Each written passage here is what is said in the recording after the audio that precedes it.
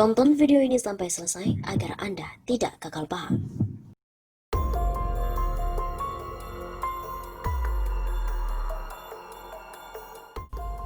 Terungkap, gedung Kejagung sengaja dibakar. Siapakah sebenarnya otaknya?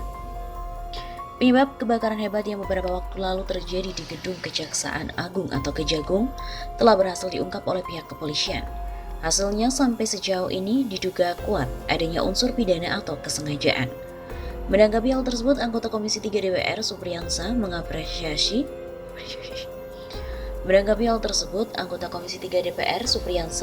mengapresiasi langkah pihak kepolisian yang telah mengumumkan motif dari pembakaran tersebut.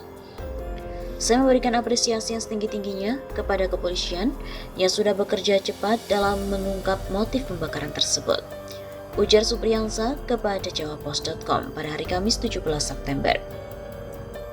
Politikus Partai Golkar ini pun menambahkan saat ini tugas kepolisian adalah mencari orang yang diduga terlibat di dalam pembakaran gedung Kejagung itu, sehingga hingga menjadi titik terang dari kebakaran tersebut. Tugas polisi selanjutnya adalah cari dan menangkap pelakunya. Kalau memang sengaja dibakar oleh orang, siapa dalang atau otak utamanya juga harus bisa diungkap. Sebelumnya, Polri juga telah menyimpulkan bahwa kebakaran penyebabnya di gedung Kejaksaan Agung RI berasal dari nyala api terbuka atau open flame. Atas dasar itu, Polri menduga adanya unsur pidana dalam kasus tersebut, sehingga proses penyelidikan dinaikkan menjadi penyidikan. Peristiwa yang terjadi sementara penyidik berkesimpulan dapat dugaan peristiwa pidana, kata Kabareskrim Polri Komjen Pol Listio Sigit Prabowo di gedung Bareskrim Polri. Dugaan adanya unsur pidana ini dikuatkan berdasarkan pemeriksaan 131 orang saksi, kemudian dilengkapi dengan olah TKP yang dilakukan 6 kali dan pemeriksaan laboratorium forensik. Sehingga mereka berkomitmen sepakat untuk tidak ragu-ragu memproses siapapun yang terlibat. Saat ini penyidik pun masih melakukan penyidikan untuk mencari tersangka. Pemeriksaan kepada pihak-pihak yang dianggap sebagai potensial suspek akan dilakukan. Nantinya pun tersangka bisa dijerat dengan 187 KUHP tentang dengan sengaja menimbulkan kebakaran atau pasal 188 KUHP tentang kelalaian yang mengakibatkan terjadinya kebakaran. Dari dua pasal tersebut, tersangka bisa dipidana di atas 5 tahun penjara atau maksimal penjara seumur hidup apabila ada unsur membahayakan nyawa orang lain dari kebakaran yang terjadi. DPR pun juga mendesak nonaktifkan pejabat Kejagung. Wakil Ketua Komisi 3 DPR RI fraksi PAN Pangeran Hairul Saleh mendesak Jaksa Agung Sanitiar Burhanuddin untuk menonaktifkan sejumlah pejabat yang diduga bertanggung jawab atas kebakaran di gedung utama Kejaksaan Agung akhir Agustus lalu. Hal tersebut merespon hasil penelusuran dari Bareskrim Polri yang menyebut kebakaran bukan karena masalah hubungan arus pendek, namun diduga terdapat nyala api terbuka dan diduga terdapat tindak pidana. Saya pun meminta Jaksa Agung menonaktifkan siapa pejabat yang bertanggung jawab terhadap kebakaran besar yang mengakibatkan negara rugi 1,1 triliun rupiah. Begitu kata Pangeran lewat keterangan tertulisnya pada hari Kamis 17 September. Ia pun mengaku mendukung Polri untuk mengusut tuntas pihak-pihak yang terlibat tanpa pandang bulu. Dari bukti-bukti yang ada mengandung unsur pidana, maka harus dihukum sesuai dengan ketentuan yang mempunyai tanggung jawab. Pangeran juga mendesak agar penyidikan dilakukan secara transparan dan akuntabel agar tidak menimbulkan kecurigaan di masyarakat. Apalagi katanya saat ini sedang dilaksanakan penyidikan terhadap beberapa kasus besar. Saya meminta Kabareskrim untuk buka-bukaan terkait kebakaran tersebut. Siapakah tersangkanya dan apa motifnya? Apakah terkait dengan barang bukti terhadap kasus-kasus yang sedang hangat di masyarakat? Kalau nggak salah ada info kantor Pinangki termasuk yang terbakar. Begitu tandas Pangeran. Polri juga menyelidiki kebakaran gedung Kejaksaan Agung, pengecekan rekaman kamera pengawas, meminta keterangan 131 saksi, analisis ahli dan foto satelit, serta 6 kali lakukan olah TKP, dijalankan guna pengusutan kebakaran yang terjadi pada 22 Agustus. Dari hasil olah tempat kejadian perkara, Puslap 4 juga menyimpulkan sumber api bukan karena hubungan arus pendek, namun diduga karena nyala api terbuka. Begitu kata Kabareskrim Polri. Mula api dari ruang rapat Biro Kepegawaian di lantai 6 kemudian menjalar ke lantai dan juga ruang lainnya. Api merembet lantaran akseleran pada lapisan luar gedung dan beberapa cairan senyawa hidrokarbon, serta kondisi gedung yang disekat oleh bahan yang mudah terbakar seperti gipsum, juga parket. Di lantai 6 memang ada renovasi ruangan, maka di hari itu sekitar pukul 11.30 sampai 17.30 ada beberapa kuli bangunan yang mengerjakan pembaharuan di area tersebut. Ketika api mulai berkobar, orang yang berada di sana mencoba untuk memadamkan, namun tak berhasil lantaran peralatan pemadaman kurang mendukung, sehingga dibutuhkan bantuan dari Dinas Pemadam Kebakaran. Keberadaan dan perbuatan pekerja bangunan itu menjadi salah satu yang diselidiki polisi. Polisi pun namanya Listio menyatakan kasus ini ditingkatkan menjadi tahap penyidikan. Ketika peristiwa terjadi, sementara penyidik berkesimpulan terhadap dugaan peristiwa pidana. Polisi pun juga mempersangkakan perkara ini dengan pasal 187 KUHP dan pasal 188 KUHP.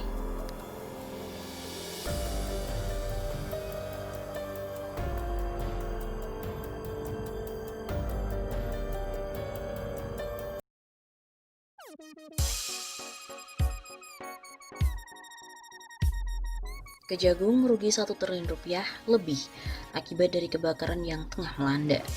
Kejaksaan Agung menaksir kerugian atas kebakaran gedung utama lebih dari 1 triliun rupiah. Kerugian tersebut dibagi dalam dua hal, kerugian gedung dan juga kerugian barang. Totalnya yaitu 1 triliun rupiah, 118 miliar 549.352.829. Begitu kata Kepala Pusat Penerangan Hukum Kapus Penkum Harisetiono di Kejaksaan Agung pada hari Senin 31 Agustus di Jakarta. Lebih lanjut dia juga menjelaskan meskipun kerugian belum terhitung secara rinci, namun kerugian dibagi dalam dua bagian. Pertama karena kerugian gedung, kemudian yang kedua adalah kerugian barang yang ada di dalam gedung. Belum dihitung rinci, tapi gambaran perkiraan sementara ada dua jenis perkiraan kerugian. Gedung dan juga bangunan perkiraan kerugian mencapai 178 miliar rupiah. Kerugian yang ada di dalam peralatan, mesin, ada juga peralatan perkiraannya senilai 940 miliar rupiah. Begitu jelasnya. Meskipun begitu dia juga mengatakan perkiraan tersebut belum bisa dipastikan, sebab belum bisa memasuki area karena masih dipasang polis lain. Mesin komuter itu baru dibuat monitoring dan command center. Jadi secara rinci kami, tim perlengkapan, akan mendata mana yang rusak terbakar atau masih bisa diselamatkan. Mungkin monitoring ada yang masih bisa digunakan. Begitu pungkasnya. Kejaksaan Agung menaksir total kerugian yang dialami atas insiden kebakaran gedung utama Kejagung pada 22 Agustus 2020 yang lalu mencapai nilai 1,1 triliun rupiah. Kepala Pusat Penerangan Hukum Kejagung Harisetiono merinci kerugian berupa bangunan dan juga gedung mencapai lebih dari 178 miliar rupiah. Selain itu kerugian berupa isi dalam gedung mencapai angka lebih dari 940 miliar rupiah, sehingga totalnya mencapai lebih dari 1,1 triliun rupiah. Total lebih dari 1,1 triliun, tapi masih hitungan kasar karena tim masih belum bisa masuk ke area kebakaran. Begitu kata Hari pada hari Senin 31 Agustus. Dia juga menjelaskan bahwa angka tersebut masih bisa bertambah, mengingat ada beberapa peralatan yang terbakar seperti komputer, command center, hingga alat monitoring untuk intelijen. Sebelumnya, kebakaran terjadi di gedung utama Kejagung pada pukul 19.10 waktu Indonesia Barat pada hari Sabtu 22 Agustus malam. Pemadam kebakaran pun kemudian mengerahkan 65 mobil pemadam untuk memadamkan api yang cukup besar. Gedung yang terbakar merupakan kantor Jaksa Agung, Wakil Jaksa Agung, Biro Perencanaan dan Keuangan, Jaksa Agung Muda Bidang Pembinaan, Jaksa Agung Muda Bidang Intelijen, dan juga Biro Kepegawaian. Tidak ada korban jiwa atas peristiwa tersebut.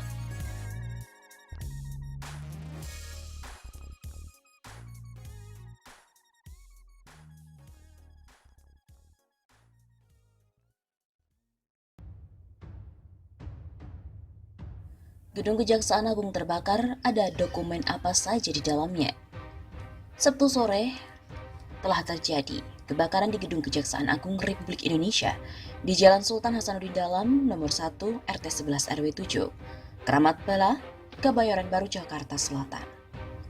Sampai tulisan ini pun dibuat, api juga belum padam. Dunia sosmed tiba-tiba menjadi ramai dengan analisis di sana-sini. Kita kupas yuk satu persatu.